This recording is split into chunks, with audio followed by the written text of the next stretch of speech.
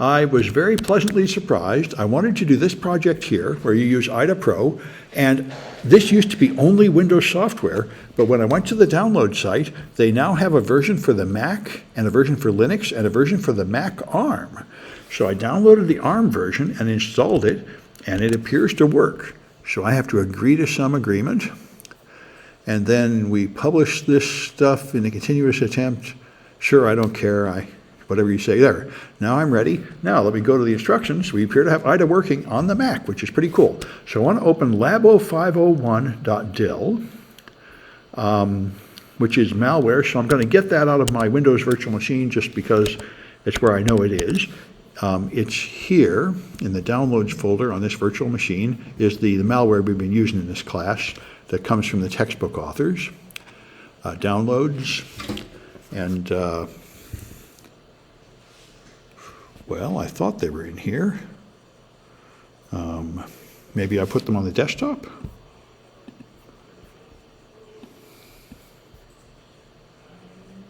Well, that's annoying. Well, I can download them again. I thought I already had them. Practical malware analysis. There it is. They're in here. Okay, good. There. So I wanted lab0105.dil or 501. 501.dil. Okay, so let's go into here and chapter 5. Okay, 501.dil is here. I can right click and copy.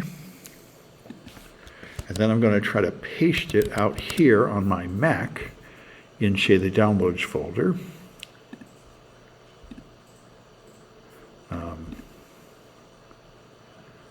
And I don't seem to have any paste option here. There, paste item. I think I put it in this folder, or it's somewhere. All right, now I've got it somewhere on my machine. Okay, so that'll do. Move it out of there if I can. There, okay, now it's in the downloads folder. That was a little clumsy, but it'll do. So I want to open, disassemble a new file, and that's going to be downloads. And labo501.dil. Okay, and now it's going to ask me, it is a portable executable for 8386. That's correct. So I'll say okay. And I think it's going to, not sure what the point of this is. Maybe I got to choose it again, Labo. That's the one I want. Open. All right.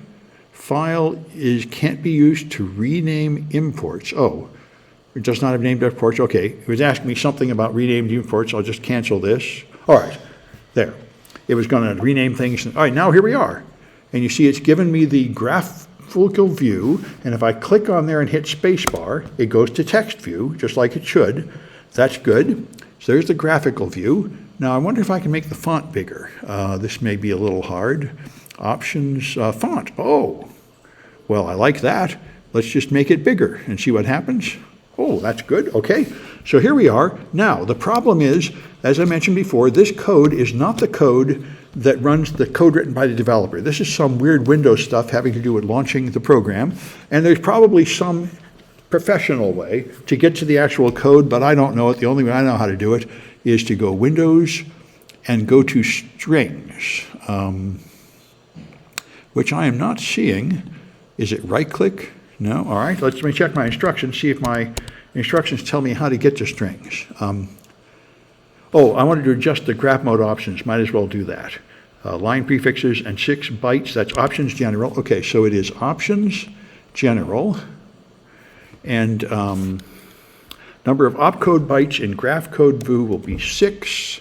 And I want line prefixes. So let me show you what this means. See, this just shows like move EAX, decrement EAX, and so on. That's not much information. After I do this, it's going to show me the address and the bytes for everything it does. So it's more informative. All right, so that's good. Now, graph mode is more useful, and we've been to text mode, okay. Now I want to find the import for get host by name. Okay, we're not going to use strings this time. View, open view, subview, imports. So it's view, open subviews, and here, by the way, are the strings I was thinking of using, but here I'm going to do imports. And these are going to be Windows library functions it uses. These are Windows API calls. And one of these is going to, and you see, these are the ones from Advanced API lookup value, and these are the ones from user 32. And these look like kernel 32, which is where I'm going to have things like get host by name, I think.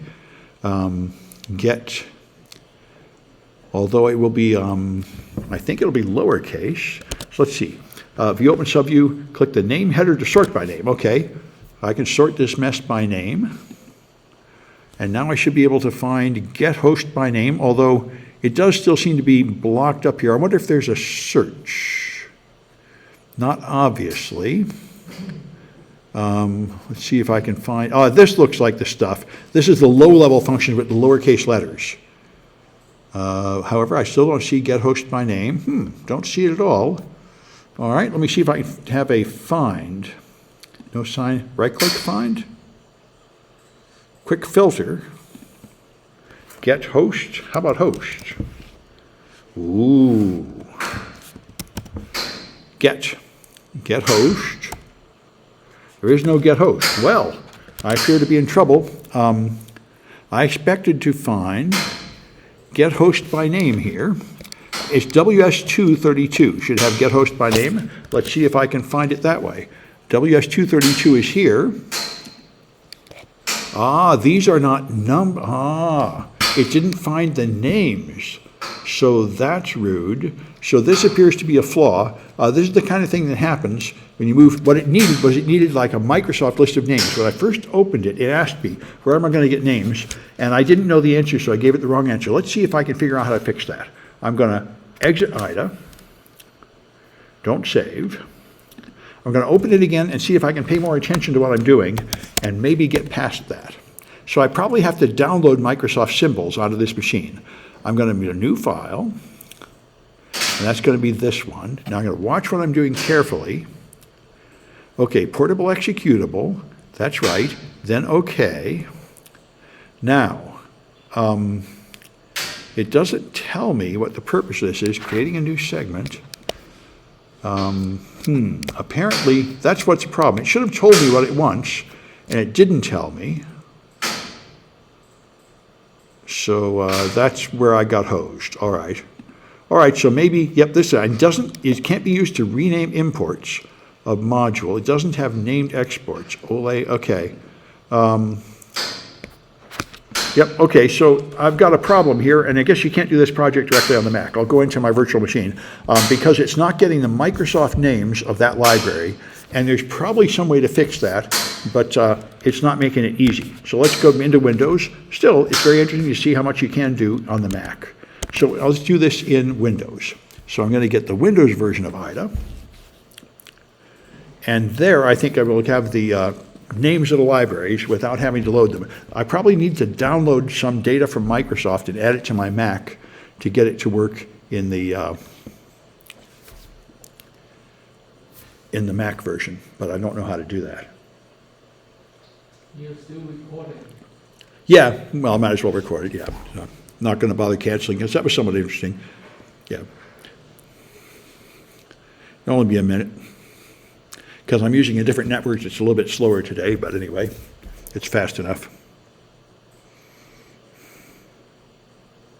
Yeah, I ought to be able to pause recording and resume, but I think when I tried that, it wasn't working very well. So I'm just going to let it go. It's good that people aren't paying for these videos because they're definitely amateur quality. Although these days, people are pretty used to amateur quality. I appreciate that.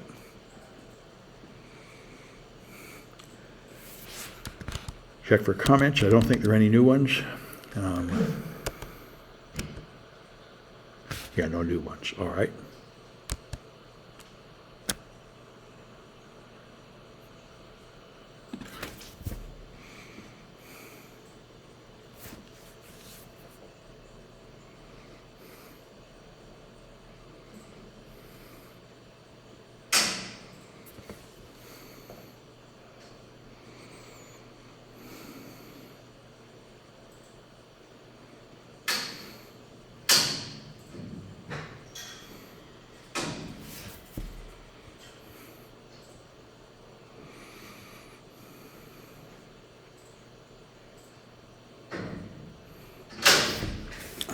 Well, that noise is, of course, associated with it running too hot in here.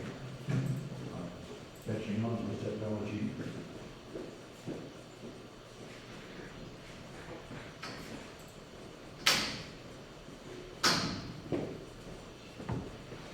All right. It appears to have finished downloading it.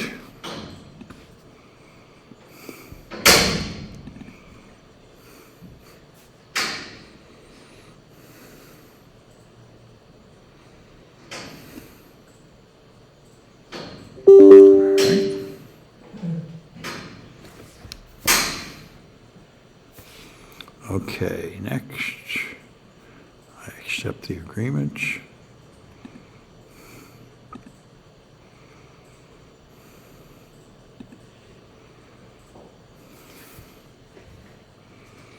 All right, it's finished setting up. All right, if that's true, it should have put an icon, and it did. Okay, so let's try running IDA on the Windows machine. All right. And I know I want lab. I agree with whatever you say. Okay. And I don't care. You can spy on me. Feel free. And a new file is going to be the lab 0501. So I go to downloads. And this thing is sorting it in an irritating way. I did find some way to get rid of this stupid sorting.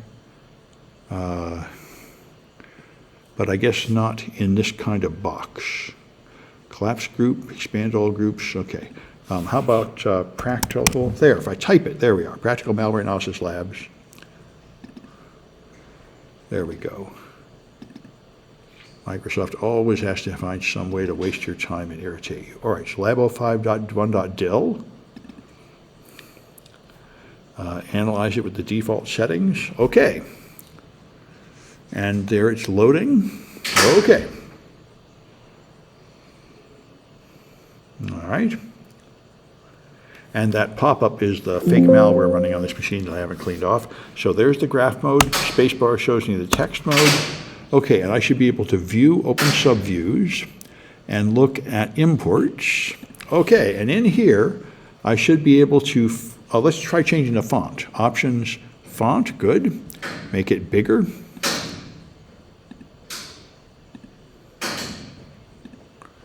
Okay, now I'm going to try and sort by name. And it looks like this new version of IDA is going to do the same thing the other one did. It's going to sort it into these categories and probably hide the thing I need. Yeah, get host. Yep, it's, okay, so here's the one with this lowercase, but it's not in there. And I know from the instructions, which are out here, it is in WS232. So if I go here, there's WS2. Oh, here they are. There it is. Good. All right. So it did resolve these names in Windows, but it couldn't resolve them in the Mac. So now that I've found that, I double click it and it will show me the code. All right, here's the code that uses it. Extern get host by name dword. This is, I think, where it is declared. All right, yellow highlights appear on both occurrences of that name. Okay. If I click on one of them, there we are. Here's two occurrences of it. All right. Control X will open the cross-references box, and it does. Here's the various places where this is called. Now, this is a DNS lookup that will take a DNS name and resolve it, and that's why it happens pretty often. You can see there's something like 14 times it happened. All right, the one we want is the seventh one, 1656 plus 101. 16, there it's here. Not the seventh one anymore, but anyway, that's the one we want. Double click that, and now we get to a domain name, pix.practicalmalwareanalysis.com with practical malware analysis spelled wrong. That's showing a resolution. It's going to load an address, add 13 to it. Let's see. Yep, here it is. It loads an address of this string, and notice there's some extra junk at the start. Then it adds 13 to it, probably to skip part of it and get to the good part. Then it's going to push it onto the stack and call get host by name. So this demonstrates a lot of the things we were talking about. All right, that's how it's going to work. Now, if we double click off 19040, which is the start of this function, it's going to show us the string. See, here's the string, and the gray comment shows you the start of that string. If you want to see the whole thing, you just double click this.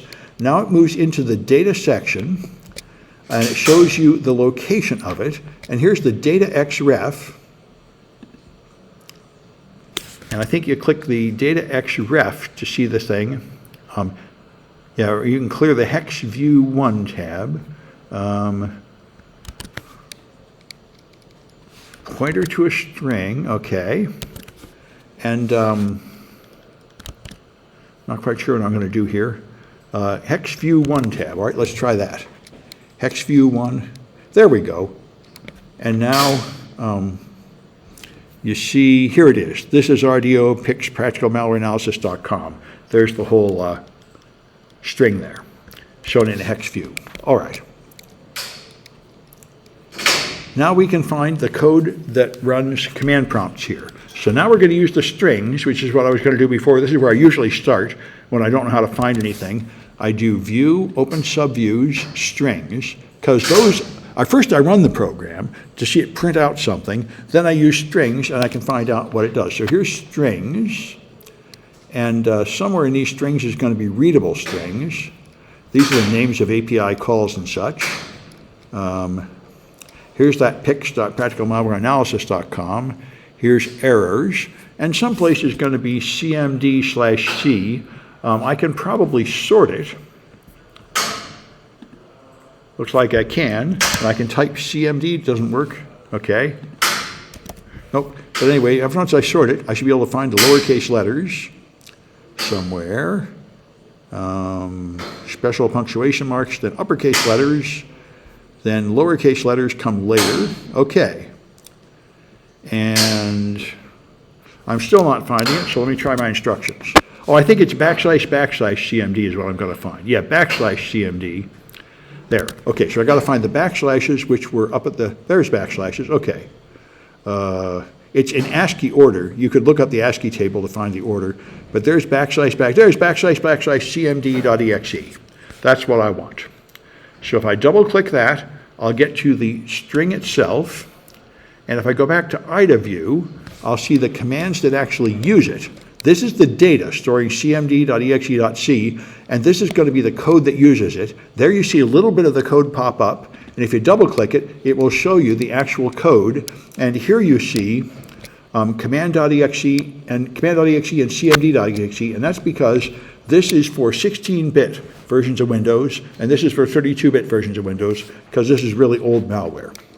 So that's what this if statement is doing. It's figuring out whether you're using like Windows 95 or something like that. Anyway, probably DOS and Windows. Anyway, the point is that's what's going on. It's now going to execute commands from the user. And now,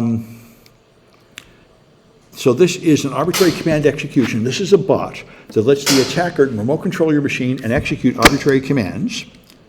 And if we scroll back a while, we can find the salutation to the master here. So if you chose to execute arbitrary commands, you would come down here, but somewhere earlier, it will have given you a welcome. And there it is, hi master, with a welcome message. So it's this is when it's a bot, and when you connect it says hi master, then you can choose from a list of commands, and one of them is to execute arbitrary command line code. So you can see somewhat what it does here. And that shows you a little bit of how to do some simple things with IDA. And now there are some challenges to examine. And so let me download one of these and demonstrate it. So I'm going to close IDA for now and not save the data. I'm going to download these things, which are based on ones I learned from a European anti-malware group. IDA has encountered a problem. Well, you can't have everything. All right. So I go here. and I download those things. Okay, so here's the first one. All right, and it's in my downloads folder, so it's a command line console program. So I have to go to downloads.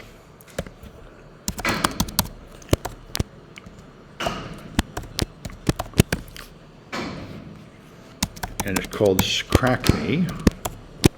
There, so there it is. So if I run it, that's interesting. It doesn't even complain, which I thought it would. All right, so I'm not so sure it's running at all.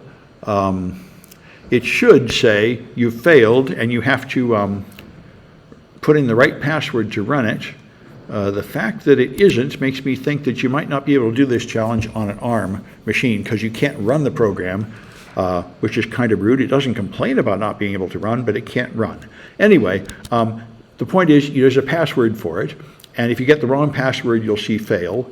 So you can find the password a lot of ways. You could probably just use strings or bin text for this simple one, but you could also do it in IDA, and it gives you a little practice with IDA. So if you open this thing in IDA, there's IDA.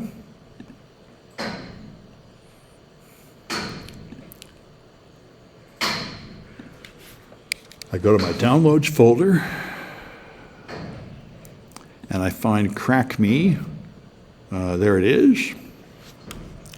And I accept analyzing it with the default situation. The input file was linked with debug information. That's nice, but I don't have the debug information, so I'm going to say no, don't bother trying to link to that. All right. And there we are. And like I've said, when you load a Microsoft program, it shows you some meaningless garbage, which is like not where the code is. Now you might be able to click this jump to get to the real code. Let's try that. That might be a little more professional. Well, that did it. Okay, that's more fun than looking for strings. So clicking that jump gets me here. All right, so here we are. Here's how this program works. And you can read it in assembly code. So here's the main place where it starts. Got to wait for this garbage to get off my screen. All right, and it does some kind of preparation and then jumps down to here doing some kind of test. Oh, this tests to see if you had two arguments in the call, which would be a name of the program and a password. And if you didn't, then it will tell you the standard help message, usage message, crack me password. You have to give it a password. If you did give it a password, it will then go over here, and it will now do a comparison with this string called top secret. And if that comparison passes, it will say you found the password, congratulations, otherwise it will fail. So this is obviously the password, top secret. Now, like I say, this thing is not running properly on my machine, although it's not giving me any error messages, which is pretty rude, but it's not running. Even if I give it the right password, which is top secret, it doesn't give me the answer, so that's annoying. Anyway, so that's what you have to do. And so there's various challenges here that get harder and harder. One of them has two passwords, and there's one where you actually have to rename the executable file to match it. So you have various ones to play with here, and you can find various flags by running those crack me's, but you will need a Windows on an Intel processor to run them, although not necessarily to analyze them. So anyway, that's the first one I wanted to show you. I'll stop this recording.